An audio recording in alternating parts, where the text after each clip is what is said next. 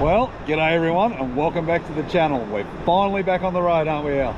We are. We've decided to come away for a few days and get back into life on the road mode. We've been living regular life for the past month or so. Yep, too much work and too many doctors. So go and get yourself a cold drink, get your feet up for the next 20 minutes or so. Come and join Ali and I for the adventure. Hi, I'm Steve. And I'm Alison. We decided a couple of years ago that we'd work hard and save all of our money and start living life on our own terms. So we bought a caravan and hit the road on a trip for two all around Australia. So why not come and join us every week for our adventures?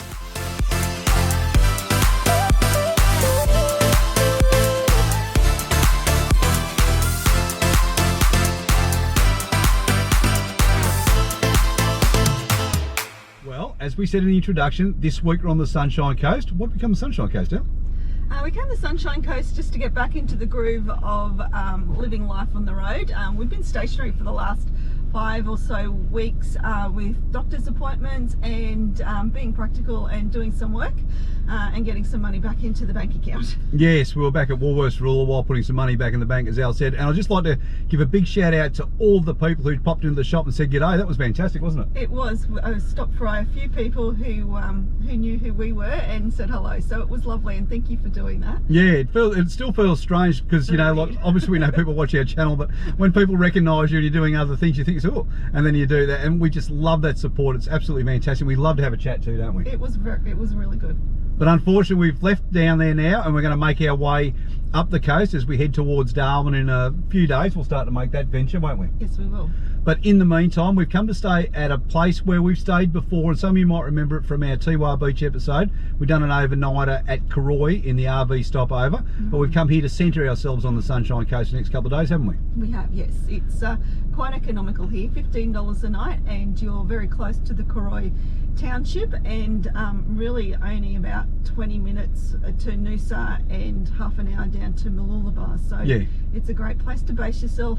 Very economical, and the Sunshine Coast is beautiful from Callanta through to Noosa.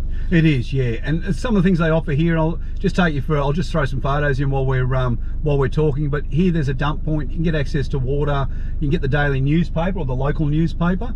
They have a little book exchange.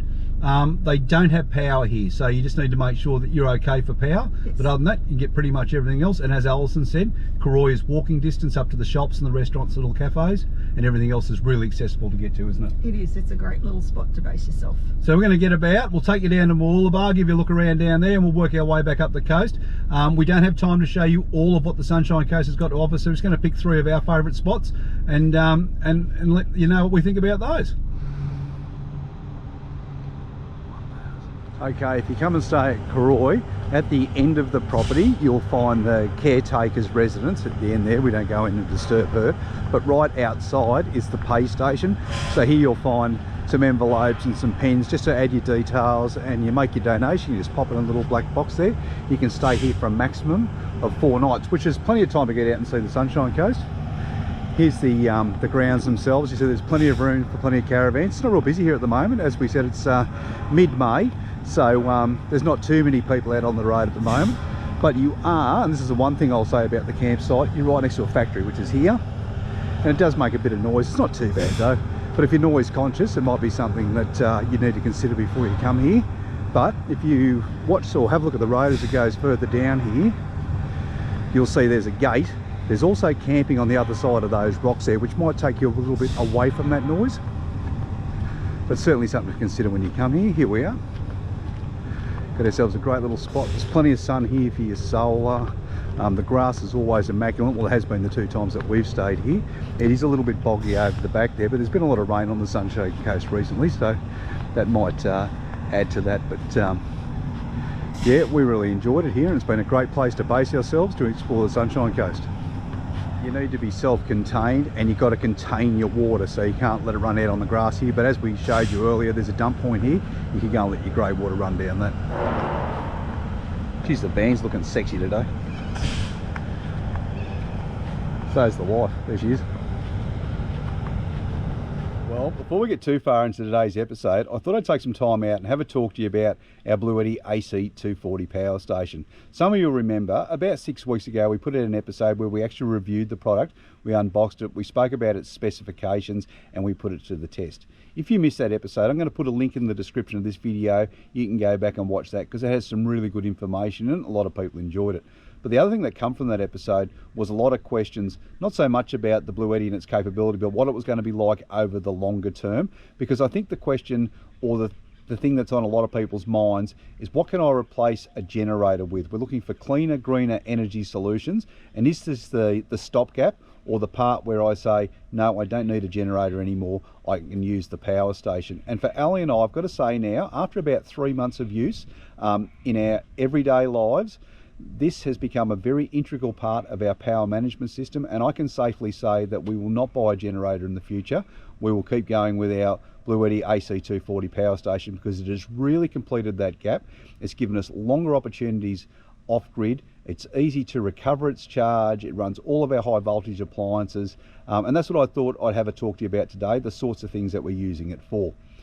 For those who did watch our review, the first thing you'll see, and this is the biggest difference so far, is we used to have it mounted up inside of our Caravan, but we've taken it out of the Caravan now and I've mounted it permanently in the car. And I think the main reason why we moved the AC240 Power Station from out of our Caravan and put it into our car is because we want to access its power source all of the time. And I've changed so many things in our day-to-day lives just while we're out here on the road. I've moved all of the high voltage appliances that we use inside the Caravan for cooking, like induction cookers, rice cookers, air fryers, all those sorts of things.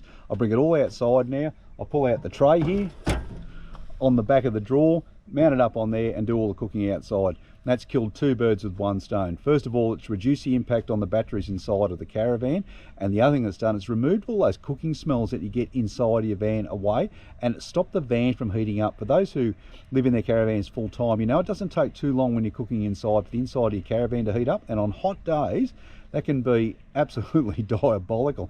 So that's made a big change. And while I'm speaking about hot days, one of the questions that we got from the first video, or a lot of questions we got from the first video, was in reference to how long we can run our air conditioner for. So to do a true test of that, what I had to do was I had to have our Caravan batteries fully charged so that the BLUETTI was not delivering any power to those batteries, and then run the aircon.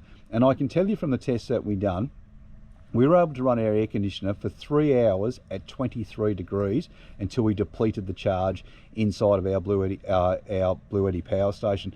And that's significant. I mean, Ali and I don't run our aircon all of the time anyway. We only ever run it just to cool the van down enough on hot nights so that we can go to sleep comfortably. And the other question that we got, and this was a big one, how well does it recharge your Caravan batteries?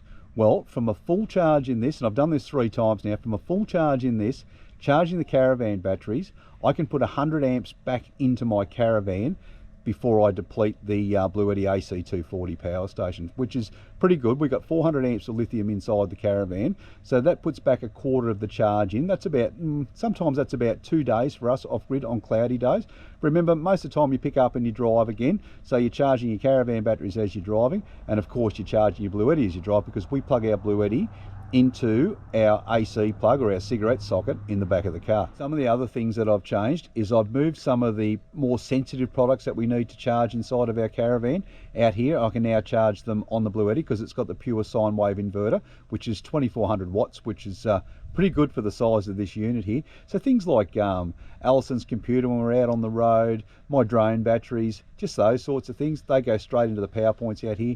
We run our Starlink off it all of the time now. I just plug the Starlink into the socket, set it up in the back of the car here, and it just purrs away all day. For those who don't use Starlink, it needs to run off 240 volt, and over a period of time, because you're using it for hours and hours and hours upon a day, particularly if you're YouTubing and you're doing things like Alison does, where she's running a business out of the back of the van, we can have our Starlink up for 16, 17 hours a day. Some days, not every day, but some days, and that does have a huge draw on the lithium inside of your Caravan, or your batteries inside of your Caravan. So that's taken all that away, and as I said a little bit earlier, when we pick up and we drive the next day, we're constantly recharging our power station, and that's been absolutely wonderful. And we just don't see that impact on our Caravan batteries anymore. In fact, they very rarely get below about 70% now, and then when we drive, they're straight back up to 100. The BLUETTI Power Station generally gets back up to about 100. It takes maybe from about a 50% depletion of its charge. While we're driving along, I get about 100 watts coming out of our battery inside the car, recharging it. So it takes about 3 or 4 hours to get it back to a full charge. But yeah, once it's back up, it just purrs along all day. We've never had the need where we've had to stop and plug everything in on 240 volt to get it all charged back up. We've been able to recover our system ongoing now for about 3 months and not have to think about plugging in, which has been absolutely fantastic. The other hydro product that we use on our BLUETTI is of an evening, I unplug our fridge from our 12 volt in the car and I plug it into the 240 power socket here on the BLUETTI Power Station. And I do that for a couple of reasons. First of all, it slows down the depletion rate on the 100 amp lithium battery that I have fitted inside the car. And the other thing is because we're running our fridge as a freezer at the moment because we're off grid, just for that additional storage space, it allows the freezer to function better. It keeps the gear frozen. I just don't have that same, like the fridge doesn't seem to be working as hard. Now, mounting your BLUETTI AC240 Power Station in the back of your dual cab ute comes with its perils. I suppose the number one peril is dust. And then of course water, because I've always got a window up or something like that and it might start raining. But the power station is rated at an IP rating of 65, which means it's dust and water resistant. Now you couldn't stand here with a hose and just hose it for hours and hours, and you certainly couldn't leave it out in the rain. But spills like from drinks or a quick shower of rain because you didn't get your window down fast enough does not affect the unit whatsoever. It's got some fantastic dust caps on the outside of it, keeps all your sockets dry and clean, keeps the dirt out of them. Yeah, it's just a really good unit, really robust. When I strap it down in the back of the car, I've just got it strapped down as I showed you with just a ratchet strap. I use a little blue rag there, as you can see, just to keep the ratchet strap from scratching the side of the unit, and I mount it up on one of those blue spongy pads just to use some shock absorption while we're driving along. But it's absolutely fantastic mounted here in the back of the car. So it's not all roses with the BLUETTI AC240 Power Station. It has a couple of downsides for us. Number one, weight. 31 kilos is quite significant, but as I said before, we're not buying a generator, so that's not weight that we're going to add. We're not carrying additional fuel for a generator, so that's not weight that we're going to add. I'm not increasing the size in the lithium battery that I'm putting into the back of the car, so even lithium batteries come obviously with extra weight. So the 31 kilos for us, I suppose, is fixed. I don't need to add or take anything more away from that. And the other thing that I find is a little bit of a downside with it is just it has an ability to be charged by solar. We don't have the capacity to be able to do it. The socket, and I'll just cut a picture in of it now, it seems more suited to a BLUETTI specific brand. If it was my choice, I would have it fitted to an Anderson plug so that I could plug it into any brand of solar blanket, and that would certainly assist in recharging our power station or off grid. Okay, so if you have any questions on our BLUETTI AC240 Power Station, please hit it up in the comments section. As I said a little earlier, I'll drop a link to BLUETTI in the description below. You can go across to there, you can look at all the products they've got to offer. They're good for campers, tradies, whatever your electrical need off-grid is, they've got a product to suit you. And I'm also going to drop in a discount code that you can use when you go through the checkout if you'd like to buy yourself one of these, or maybe the AC60.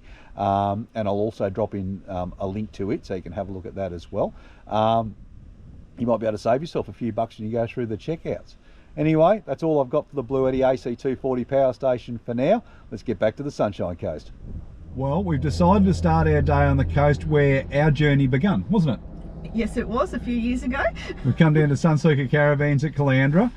We have no sponsorship with Sunseeker, but we do like to come in and have a look from time to time. It's been about 12 months or so since we've been in. I think so, yeah, it's been a while. We like to check out the new vans. We like to look at the ideas and the sorts of things they're putting into vans now for two reasons. First of all, so that we can do some updates to our caravan if we want to, or give us some ideas for updates. And secondly, just to answer your questions, because we get so many questions about our Marvel van. Yes, looking is free, so it's always nice to come and look and see what's current in the market. And yeah, if there's any little things we can add to our current caravan, you know, we might take those on board and apply them to our caravan. But so far, I think our caravan is pretty much in step with what they're offering. So yeah, it's good.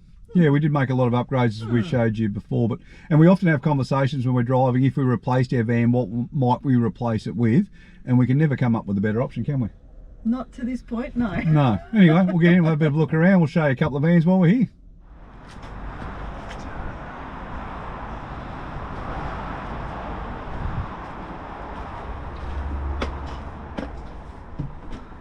Is the Sunseeker Mirage Sport. Now, when Ali and I first come to buy a caravan, we come up to look at the Mirage Sport, didn't we? We did. That was it. And we spoke to the salesman here, and he told us the difference between the Mirage Sport and the Seabreeze Sport that we bought was that one has an aluminium frame and the other one has a wooden frame. So we opted for the wooden frame because it was 10 grand cheaper. Yes. But I still really love this van. It is very, very similar to ours, isn't it? It is, it is. There's a few differences, but it's still a very nice van. Yeah, this one's actually built by Titanium, and I think that the van that we've got is built by Great Aussie Caravans. I think, yes. I think that's who they use to build those, but it's got a beautiful finish inside of this van, and just a couple of little extras around the van that we really enjoy. Alison's not the biggest fan of the colours, but remember, you get to pick your own colour. She doesn't like the tan, she thinks it's very 70s. It is nice, but at the same time, I'm not 100% fussed on it, but each to their own. Yeah, but I'll give you a quick look around. So obviously it comes with a full-size queen bed, this one. We couldn't see what the difference was initially when we walked in, because with ours we need to pull it out. I think we showed you that in the video. We pull it out and we bolster it with a body pillow, but this actually has a full-size mattress in it. The side drawers and the cupboards are all exactly the same as what they are in ours. It comes with the nooks and your bedside cameras. We love a front window in the caravan, don't we? It is helpful, I must say. It is. It's quite surprising how helpful it is. Great skylights inside of this van. This really really lights it up when you come inside. I love the lounge, but Alison said, as she said, she doesn't like it at all, but I love the colour of that lounge. I think it's fantastic. It's bigger, I think. Yeah, and it really matches. The kitchen's beautiful. It's got the black pack on it, and plenty of cupboard space on both sides. I'm not sure what the batteries and stuff are that come stand in this van, but I'd assume you probably get about 200 amps of lithium and some solar on the roof. But this paneling, or the splashback, I love it. I think it's fantastic. What do you think about that, Al? It is nice. It is different, and it looks good together. So, it does. Yeah. And then just coming into the back of the van around the toilet, this is pretty much the same as ours. You still get your washing machine inside. I love these cupboards. I think they're great. You can open those up there, throw your gear inside. You probably want to make sure it's secure before you hit the Gibb River Road or the Cape, but that's good. The one thing that I can't stand in the shower of our caravan is a little plug hole that the water goes down, but look at what they put in the new ones now. That's bloody fantastic. All the water will go down that.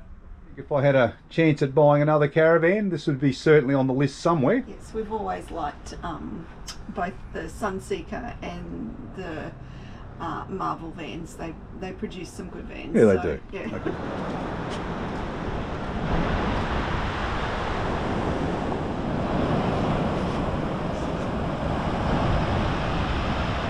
So we're walking along Mooloollaba Beach, and Steve's hoping to see. What are you hoping to see, Steve? I'm always looking for a bloody whale, a shark, a turtle, or anything. So we heard on the news this morning the whales have started their migration into Queensland. So we'll keep our eyes peeled. We might have a better hope up around Point Arkwright, up near Coolum. But anyway, we'll check that out as well while we're up here. But yeah, hopefully we see one. It would be nice.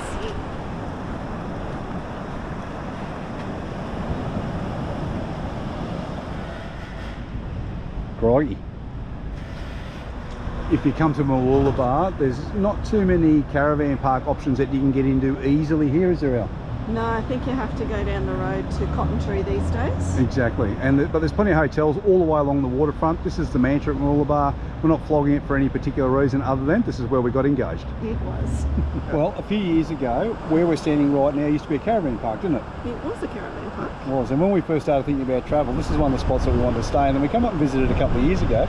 They bloody closed it down. They did close it down, and it sat with nothing in it for a very long time. It did, yeah, and we thought, oh, what a waste. And now they built this fantastic foreshore area, which is fantastic. It's really good, isn't it? It is. It's beautiful grassed areas, lots of playground areas, toilets and amenities, beautiful walking space. It's been a good use of what was the old caravan park, and I'm glad to see they've done something useful with the area and good for the public in general, for the community of the Sunshine Coast. So when the caravan park was here, and some of you will remember this, there was a road that runs straight down through the centre here. You put vans on the left hand side and vans on the right hand side. I'm sure just like today that anything that was waterfront was going to cost you a lot more money, but it was just so accessible to town. But now, as Alison said, Got all these toilets and play areas for kids. You've got the beach right in front of you. It's a great place to come down and have a barbecue. And lots of tables and chairs and umbrellas to have a beautiful picnic. It is. I imagine in summer this would be absolutely packed out. So if you're planning on coming down here for a barbecue for the day, I'll be coming down here and get me spot nice and early. Yes.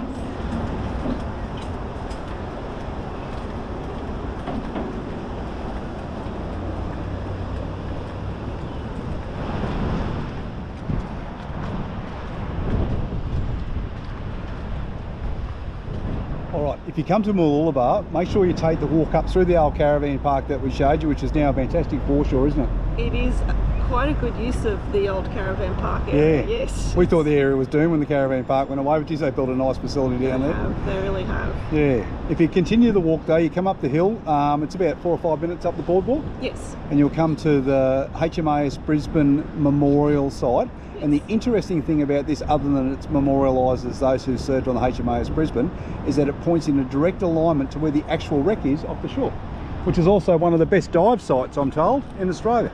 So out there, somewhere, off the bow of this boat, is the old HMAS Melbourne. It's 8 stories high. Yes. And it offers, so as we said before, some of the best diving that you can do in the country if you're into diving. I think you can also, when you dive in the wreck, see the actual engine room and boiler room. When we travel, all the little towns that we go to, they all have memorials, but this one in Mooloolaba is quite unique. This is a memorial to the dogs who served in the different conflicts of war. Here it is here. What a great little memorial. It's right here on the water, but what I really enjoy about it, they put a bubbler in the bottom there so that you can stop and give your dog a drink of water as well. So, what a great thing. Before Ali and I started travelling full time, we really loved to visit Mooloolaba. We loved just to walk around the shops and have a look down the little arcades. There's a fantastic surf club at the end of the street, well worth a visit and sit out on the deck. And there's a great dining precinct. We can sit back, relax and just watch the world go by.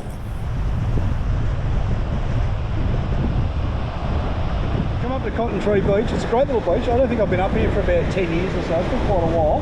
But the caravan park is located just over there behind the dunes. So that's great. If you go down a little bit further, we're not going to walk that far down, but it comes into a bit of a park and stuff, and you can go down there and access it from the caravan park. I don't remember these sandbag walls being here before, so obviously they've done some work to stop the beach from eroding.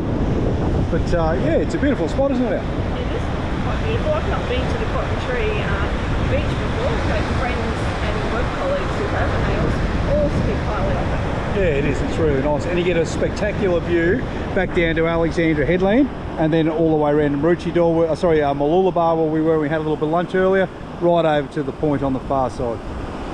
Ali and I, we'd say the Sunshine Coast is our favourite coast around Brisbane, isn't it? Yes, I love the Sunshine Coast. Yeah, so do I. We're not big fans of the Gold Coast, but it's everyone to their own. If you want the Gold Coast, a lot more, I suppose, nightlife and all the theme parks are down there and 7 billion people, but in saying that, it has its own beauty. It's a nice spot, isn't it? It is, and in the last 10 years, I think the Sunshine Coast, a lot of people have come to live and work here. It has become a lot busier, and it's probably why I left the Sunshine Coast from a work perspective. It was too busy. Yeah, but it's a beautiful place. You've got all of the hinterlands, the Glasshouse Mountains. You can see all that from here. Beautiful beaches. And half the crowd. Tree, no different to any other park. Not too many people here at the moment. It's a low part of the season. What month are we in now? May. We're in May. So yeah, not too many people around, but she'll start to rev up again very soon as the school holidays come upon us. And as we said before, at Christmas time you can't move in this place. Yeah, Cotton Tree is probably one of the biggest caravan parks we've walked into, besides Lightning Ridge. Lightning Ridge was huge, wasn't it? Oh, that was very big, but yes, this is a big caravan park for the Sunshine Coast area. It is, it's enormous. Yes, I can see why it's popular. Oh yeah, right on the beach, beautiful place. So that's, I want to call that the southern end of the Sunshine Coast, sort of. We're a bit north of Caloundra, but Mooloolaba up to Cotton Tree, it's probably only, what, about a 5k drive? It's not a big drive, no, but you've got lots of beach. Lots of restaurants, lots of accommodation, and there's shopping as well, so it's a great place to come for some nice sunny summer holidays. And we do often have many people from the southern states come in the winter months, and they have a mighty time. Yeah, that's right. So It's also away from the hustle and bustle in Noosa, because Noosa can get very, very crowded and it's quite expensive up in Noosa. So what we're going to do now is going to go for a drive up to one of our favourite places on the coast, and that's at Coolum. Yes, love Coolum. Yeah, so go up and we'll have a look at, take you for a bit of a drive through Coolum, show you the van park down there. We stayed at this van park once before we come up to visit my son who lives up here on the coast, and it was a nice little spot, wasn't it? It was a nice spot. I think we originally came in a tent with a big storm coming, and you've never seen a tent set up so quickly in your life. Yes, even the person who was parked next to us said that we'd set a world record for setting up a tent. So the last time they was in the van, and it was really, really nice. It was good. And the beauty of this caravan park is once you're there, you don't need to drive anywhere. You can just walk up to the restaurants and up to the surf club and straight out on the beach. And you can walk for miles along Coolum Beach, can't you? And Coles is just over the road. So yeah. Even for your practical shopping, you don't have to take the car out. And your granddaughters had the mightiest time after school coming down and having a swim in the afternoon. They did. And the most important point is you can chip a 9 iron to the nearest bottle shop. Oh, okay. All right, let's get down to Coolum. All right, so here we are. This is the main street of Coolum. It's only a small little town, but it's a beautiful place to come and stay. There's plenty of shops and arcades and little eateries along the side of the road. And then you've got the parklands and you've got the beach and the caravan park. Great little surf club with a big deck on it, hasn't it, Al? It does have a big deck. You can sit out there and look out over the ocean. In the winter you can come out, you can watch the whales. What do you think of Coolum, Al? Oh, it's pretty cool. Oh, yeah. But I think it's becoming quite popular. It is becoming quite popular, but it's still nice just to come here. Whether you come here in the high season or the low season, yes. There's always something. You can always seem to get in. You can always seem to find a car park. It's just nice. It's always relaxing. You don't always find a spot in the caravan park. We're just about to go inside. This is a council-run park, the Coolum Park. Yes. But it is quite a nice one. It's right on the water. I think last time we stayed here, it cost us about $50 a night from memory, but in the high season, obviously it gets a lot dearer, and you need to book well in advance. Yes. Anyway, I'll take you and show you all around. So the park offers great camp kitchen facilities, plenty of campgrounds. You feel like you still have a little bit of room here at this one. They don't seem to really load you in on top of one another. There's plenty of vacancies here at the moment because we're in the middle of May. But yeah, Ellie and I have come and stayed here. We stayed down the other end. There's no pool here though, so if you want a pool, you'd probably have to go to another caravan park, but the beach is directly in front of us. The other thing I'll mention about the caravan park, this one's dog friendly. It has a dog section, but you need to tell them that when you're booking, because they put you in a completely different area of the park, don't they? They do. Yeah, but yeah, we've stayed here a couple of times in a tent and in our caravan, and both times we've thoroughly enjoyed it. Facilities are great, always perfectly clean. Aren't they? Yeah. Yeah, no complaints. It's been nice to stay every time. It is, and you don't need to do anything. Once you get here, you can just park your car. You can walk to all the pubs and clubs and shops and little cafes from where you are. You don't have to do a thing. No, you don't. Yep, it's a beautiful place to come and stay. That's one reason why I like it. Well, that's it for this week's episode. Ali and I really hope that you enjoyed it. If you did, don't forget to hit the like button before you leave. If you've got any questions on today's episode, please hit us up in the comments section. We'd love to get back to you. And finally, if you haven't already subscribed to our channel, please consider doing so, because it does allow our channel to grow. Why don't you come and join us next week when we go to the end of this road and find one of the most beautiful gorges Queensland has to offer. We can't wait to see you next Saturday. See you then.